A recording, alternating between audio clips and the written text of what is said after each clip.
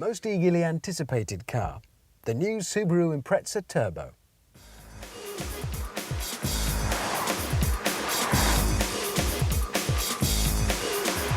Oh yes, thank you so much. Thank you.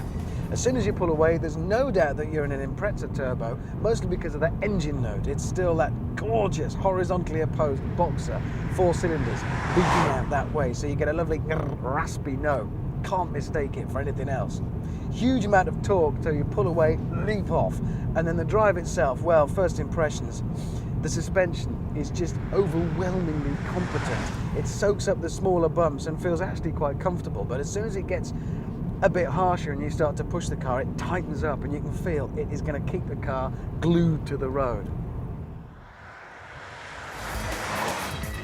We only had a chance for a brief drive of the Impreza on its launch. We've spent more time with it since, and it's only gone to reinforce what we first thought. Sure, it's not quite as pin-sharp and raw as the previous model, but the little that it's lost in terms of performance, it's more than gained in creature comforts and all-round usability.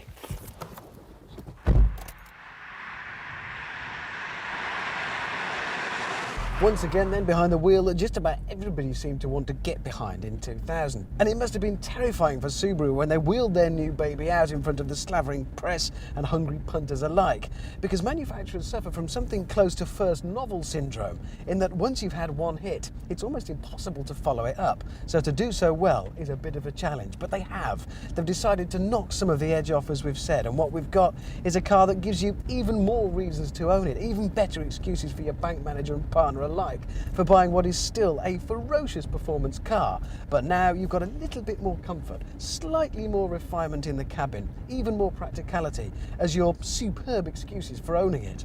But at the same time, you can get out on nice tight country roads and really enjoy one of the most exploitable rally-bred 4-wheel drive systems in the world.